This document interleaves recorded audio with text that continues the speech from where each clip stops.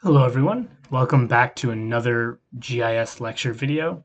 And in this lecture video, I want to go through one final conceptual explanation of how to handle multiplying by matrices. Right, we talked about it from the base case of using a row vector times a column vector and what that meant and how we got a single number.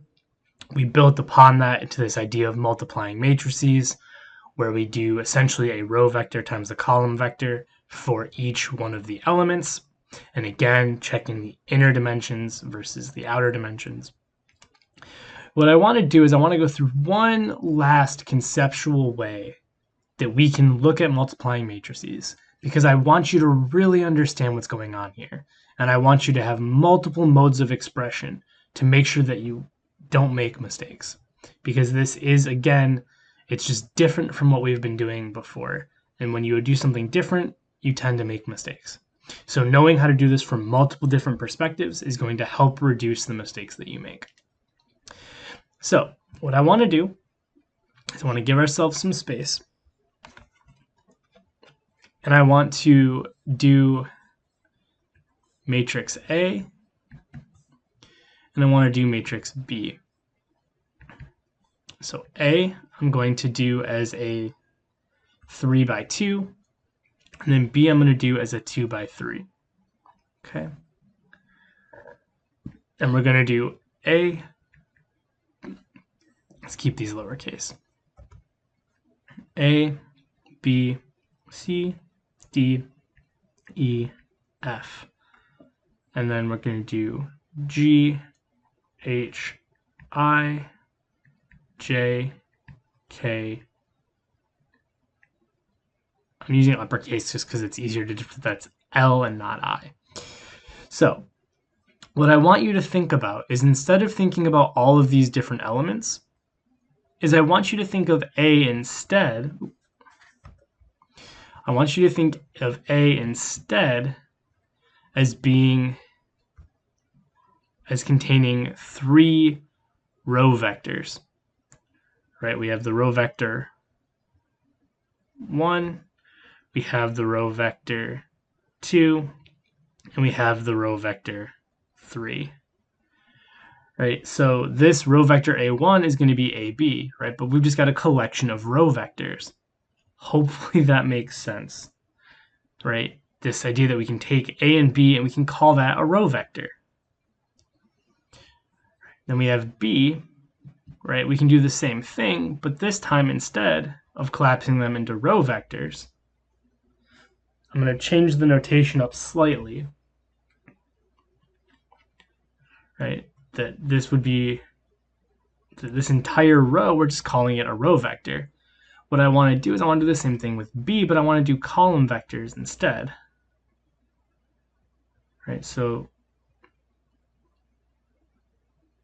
B1, B2, B3. Right, where GJ, right, this is the first column vector. Right, A1 is the first row vector, B1 is the first column vector in B. Okay? Hopefully these two things make sense to you, that you can understand how we go from one to the other. Right? B1 is just GJ, but you can imagine this could have any number, right? It doesn't have to just have 2, it could have 15. Right? A1 is AB, but you could have any number, right? It could be 15. I don't know why I'm using 15 so much there. But now, right, hopefully, let's go this way just a little bit here. No, I've boxed myself into a corner here. Right? If you think about what AB would be, right? Right, if we think, right, this is a 3 row by 2 column.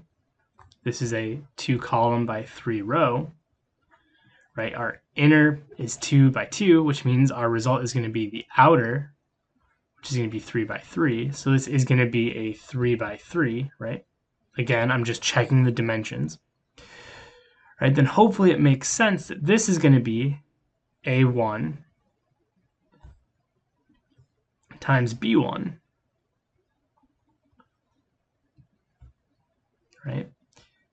This is going to be, right, this is going to be A2 times B1, right? So in the second row, first column. This is going to be A3 times B1, because we're in the third row, first column, right? This is gonna be everything in the first row. So this would be A1, right? A2, A2, A3, A3, right? We're taking the rows from A and we're multiplying them by the column vectors from B. So we're in the second column. So this is going to be B2, B2, B2. And this is going to be the third set of column vectors, right? From the third column. So this is going to be B3, B3, B3. Right, so again, this is just another conceptual way to relate what's going where, because this can get really confusing really quickly. So hopefully that makes sense. This conversion of dealing with the individual elements to the idea of a vector of row vectors, right? The A's are just now row vectors and the B are now column vectors.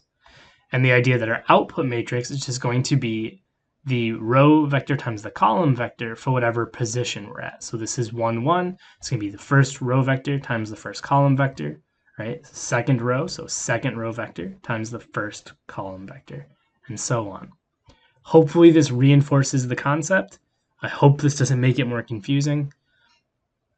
And as always, please reach out. Thank you.